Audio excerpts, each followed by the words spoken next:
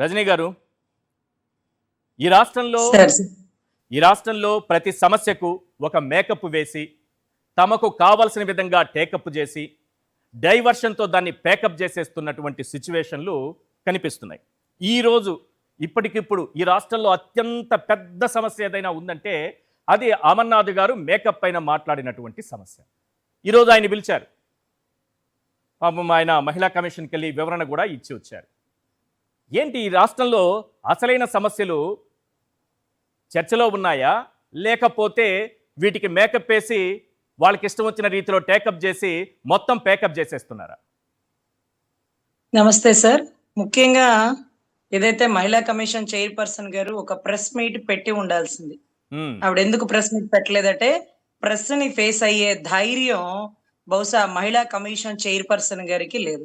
ఎందుకంటే ఒకవేళ ప్రెస్ ని ఫేస్ అయ్యింది అనుకోండి, రిపోర్టర్స్ అందరూ ఉంటారు కదా, రిపోర్టర్స్ చాలా విద్యావంతులు ఉంటారు, దాంట్లో చైతన్యవంతులు ఉంటారు. సో వాళ్ళు అడిగే ప్రశ్నలు, అమ్మ ఇది కీలకమైన ప్రశ్నే, కానీ ఇంతకంటే కీలకమైన సమస్యలు ఏమున్నాయంటే మొన్న ఒక దళిత బిడ్డ పంచాయతీ శాఖలో పనిచేస్తున్న అమ్మాయిని నడి రోడ్డు మీద పోలీస్ కానిస్టేబుల్ చేతిలో ఉండే రివాల్వర్ లాగా ఆ కర్రను పట్టుకొని కొట్టేసినాడు. రేపటి రోజు ఆ జేబులో రివాల్వర్ తీసుకొని కాల్ చేస్తాడు. ఎవరమ్మా రెస్పాన్సిబిలిటీ? మీరు దానికి ఎందుకమ్మా స్పందించలేదు అని అడిగేద్దురేమో. బహుశా దీని గురించి ఆవిడ ప్రెస్ మీట్ ఎందుకు పెట్టలేదు ఒకడు సందిగ్ధం అండి.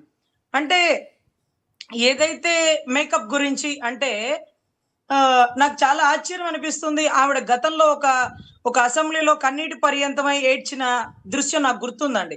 అప్పటికి ఇప్పటికి చాలా మనిషి మార్పు ఉంటది సర్వసాధారణంగా. కానీ ఎప్పుడు అతను హీరో ఎవరండి, నాగార్జున గారిని అడుగుతారు, రోజు రోజుకి మీ వయసు తగ్గిపోతుంది ఏంటి అంటే చక్కగా పక్కపక్క నవ్వుతూ చాలా సమాధానాలు చెప్తారు. కానీ ఈ ప్రశ్న ఏమని అడగచ్చా? రోజు రోజుకి చాలా అందంగా తయారవుతున్నటువంటి హోమ్ మినిస్టర్ గారు, అది ఆవిడ వ్యక్తిగత విషయం అనుకోండి, చాలా బాగుంటారు, ఏముంది దాంట్లో. సో ఆవిడ మేకప్ గురించి ఏం మాట్లాడాడు, ఎందుకు మాట్లాడాడంటే చర్యకి ప్రతి చర్య గుడ్డు పగిలిపోతుంది, లేకపోతే వాడెవడో వీడెవడో అంటే తరాల చరిత్ర ఉన్నటువంటి ఒక వ్యక్తి అప్పుడు కూడా స్పందించకపోతే ఎలా అండి?